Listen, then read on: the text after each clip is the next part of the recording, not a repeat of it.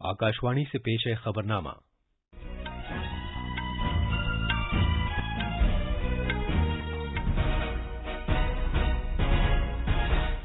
आदाब। खबरनामे के साथ मैं अर्जुमंद अली खान। पहले इस वक्त की अहम खबरें।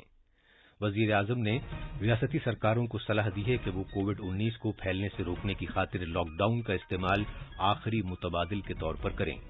जनाब नरेंद्र मोदी ने कहा कि सरकार ऑक्सीजन की सप्लाई और कोविड बिस्तरों में इजाफे के लिए कोशिश कर रही है। मरकजी सरकार ने प्रधानमंत्री गरीब कल्याण पैकेज के तहत सेहत कारकुनों के लिए बीमे की सहूलत में 1 साल की तौसीह कर दी है। सरकार ने कोरोना मरीजों को कम खर्च तिब्बी देखभाल फराहम करने की खातिर रेमडेसिविर पर दरामदी ड्यूटी खत्म कर दी है। मुल्क में 13 करोड़ से ज्यादा कोरोना टीके लगाए जा चुके हैं। उत्तर प्रदेश सरकार 18 साल से ज्यादा उम्र के सभी अफराद को कोविड टीका मुफ्त लगाएगी। रामनवमी का त्यौहार मुल्क के मुख्तलिफ हिस्सों में मनाया जा रहा है और आईपीएल क्रिकेट में दिल्ली कैपिटल्स ने मुंबई इंडियंस को 6 विकेट से हरा दिया।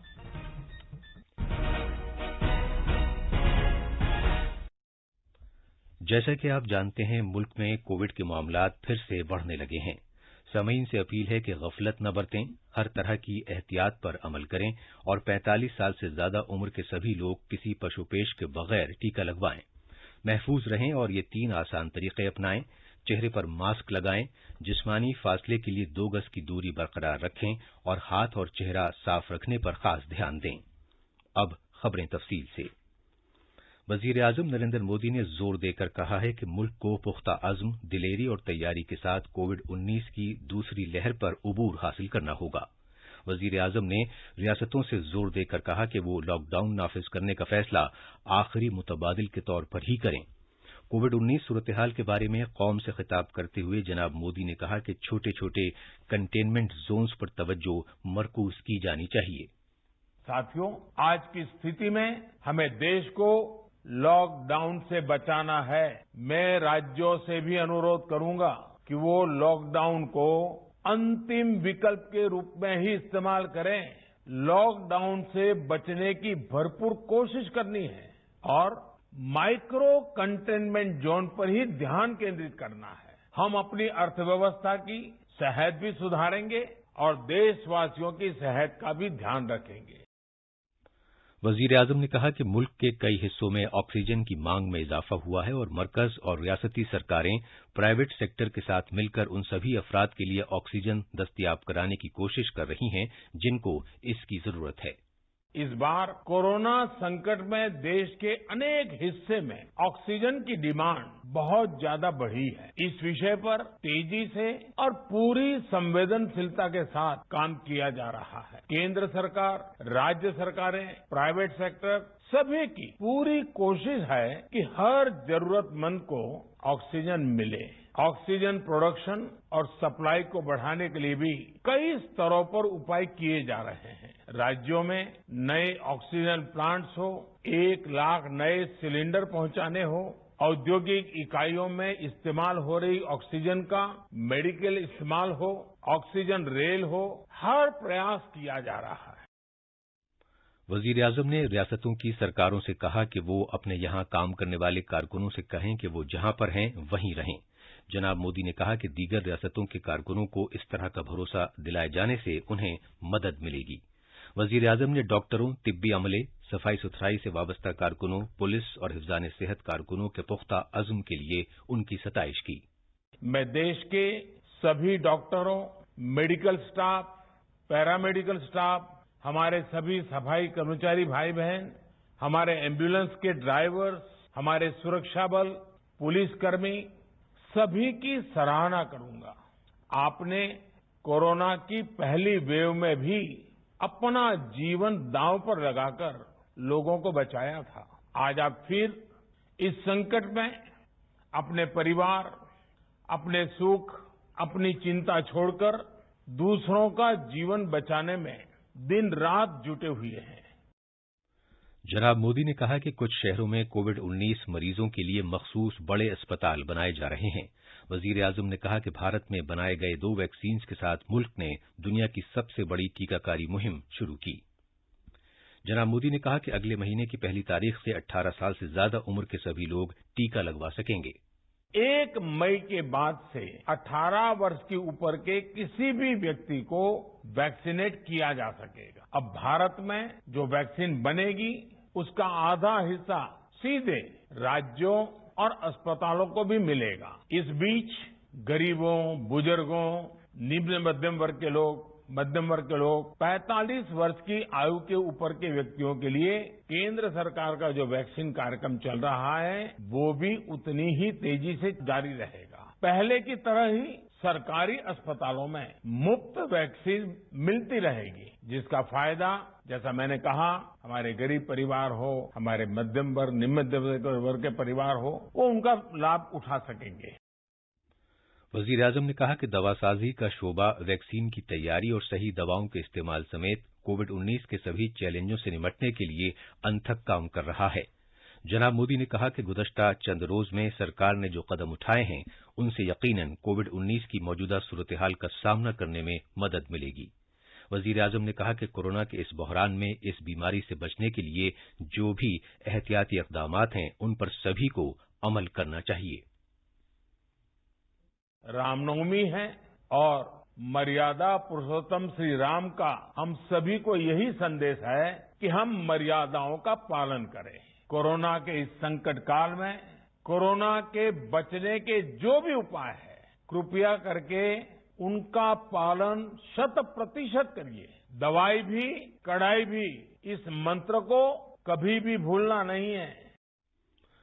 वजीर आजम नरेंद्र मोदी ने रकीक ऑक्सीजन एक मकाम से दूसरे मकाम तक पहुंचाने की खातिर 24 क्रायोजेनिक कंटेनर्स बरामद करने और मुल्क में ऑक्सीजन की किल्लत दूर करने में मदद के लिए टाटा ग्रुप की कोशिशों को सराहा है। एक ट्वीट में वजीर आजम ने ऑक्सीजन बहरान दूर करने और मुल्क में सेहत से मुताल्लिक बुनियादी ढांचे को मुस्तहकम बनाने की खातिर टाटा ग्रुप की जानिब से किए गए इक़दामात की सताइश की।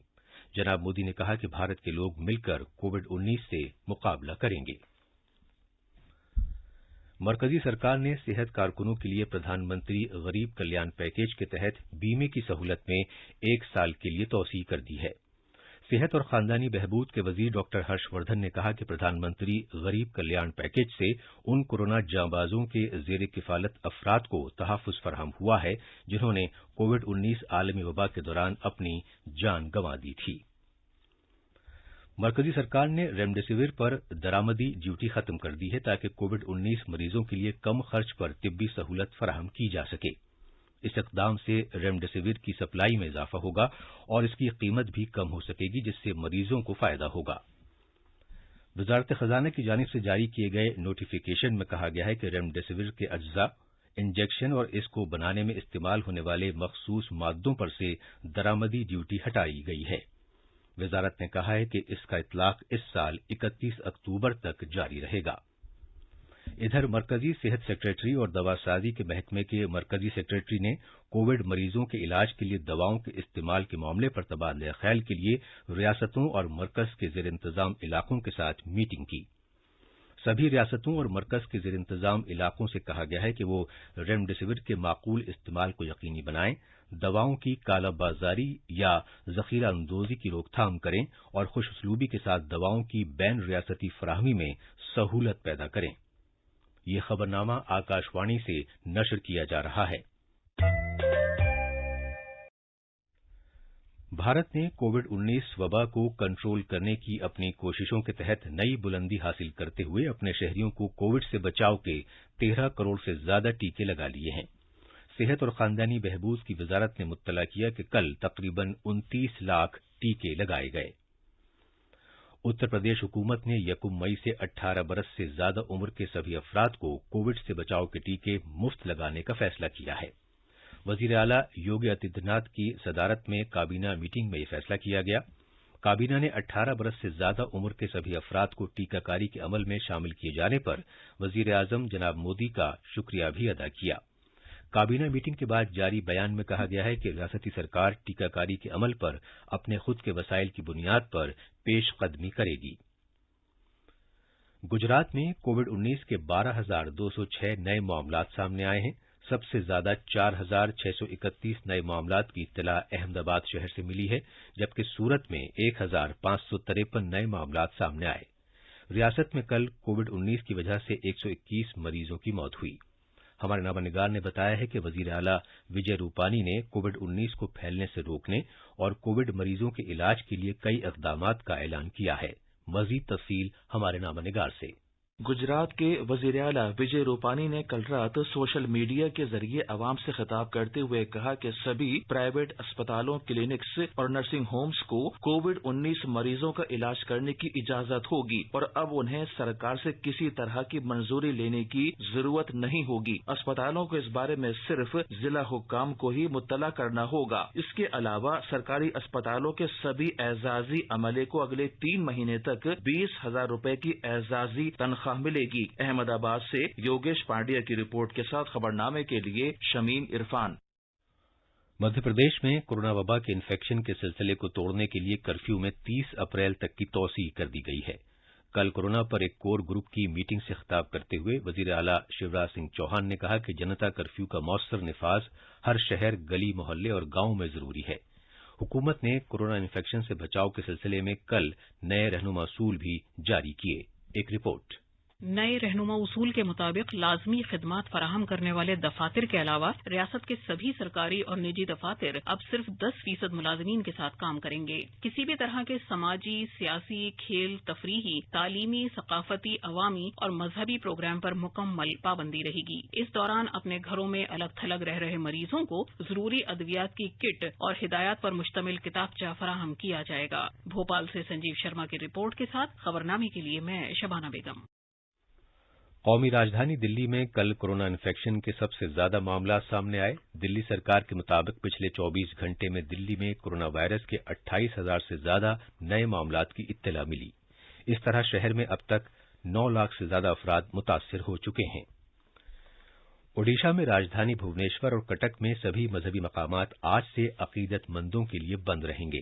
इस सिलसिले में अहकामात जारी करते हुए दोनों शहरों के बल्दियाती इदारों ने कहा कि कोविड से बचाव के लाजमी तौर तरीकों की पाबंदी करते हुए सिर्फ जरूरी रसूमात की इजाजत होगी। आज मुल्क के मुख्तलिफ हिस्सों में जोशो खरोश और मजहबी अकीदत के साथ रामनवमी का त्यौहार मनाया जा रहा है। ये त्यौहार भगवान शिव के 7वें अवतार भगवान राम के यौम पैदाइश के तौर पर मनाया जाता है। सदर जमहूरिया रामनाथ कोविंद, नायब सदर एम वेंकैया नायडू और वजीर आजम नरेंद्र मोदी ने इस मौके पर अवाम को मुबारकबाद दी है। आईपीएल क्रिकेट में कल रात चेन्नई में दिल्ली कैपिटल्स ने मुंबई इंडियंस को 6 विकेट से हरा दिया। दिल्ली की टीम ने 138 रन का जीत का निशाना 19 ओवर्स और 1 गेंद में 4 विकेट खोकर हासिल कर लिया। और अब अखबारात के आईने के साथ हैं शबाना बेगम। शुक्रिया अर्जुमंद। आज शाया होने वाले सभी उर्दू अखबारात ने वजीर आजम के कल शाम के कौमी खिताब को अपनी शह सुर्खी बनाया है। रोजनामा राष्ट्रीय सहारा की सुर्खी है, मुल्क को लॉकडाउन से बचाना है, वजीर आजम के कौम से खिताब में ताउन की अपील। रोजनामा हिंदुस्तान एक्सप्रेस की अहम सुर्खी है, वैक्सीन बनाने वाली कंपनियों के साथ वजीर आजम नरेंद्र मोदी की मीटिंग, कोविड-19 टीके की सलाहियत को बढ़ाने पर बातचीत हुई। इसी अखबार ने रेलवे के वजीर पीयूष गोयल के इस बयान को भी अहम खबर बनाया है कि कुछ रियासतों में लॉकडाउन के निफाज के बावजूद ट्रेनें हस्बे साबिक चलती रहेंगी। जबकि रोजनामा अखबार मशरिक की अहम खबर है, हुकूमत ने कोरोना वबा के सबब मुख्तलिफ रियासतों में नाफिज पाबंदियों के दरमियान मुहाजिर मजदूरों की मदद के लिए कंट्रोल रूम्स कायम किए हैं। रोजनामा इनकलाब ने वजीर दिफा राजनाथ सिंह की इस हिदायत को अहम खबर बनाया है कि आम शहरियों के लिए खोले जाएं फौज और डीआरडीओ के अस्पताल। और अब आखिर में अहम खबरों की सुर्खियां एक मरतबा फिर। वजीर आजम ने रियासती सरकारों को सलाह दी है कि वो कोविड-19 को फैलने से रोकने की खातिर लॉकडाउन का इस्तेमाल आखिरी मुतबादिल के तौर पर करें। जनाब नरेंद्र मोदी ने कहा कि सरकार ऑक्सीजन की सप्लाई और कोविड बिस्तरों में इजाफे के लिए कोशिश कर रही है। मरकजी सरकार ने प्रधानमंत्री गरीब कल्याण पैकेज के तहत सेहत कारकुनों के लिए बीमे की सहूलत में 1 साल की तौसीह कर दी है। सरकार ने कोरोना मरीजों को कम खर्च तिब्बी देखभाल फराहम करने की खातिर रेमडेसिविर पर दरामदी ड्यूटी खत्म कर दी है। मुल्क में 13 करोड़ से ज्यादा कोरोना टीके लगाए जा चुके हैं। उत्तर प्रदेश सरकार 18 साल से ज्यादा उम्र के सभी अफराद को कोविड टीका मुफ्त लगाएगी और रामनवमी का त्यौहार मुल्क के मुख्तलिफ हिस्सों में मनाया जा रहा है। इसके साथ ही ये खबरनामा खत्म हुआ।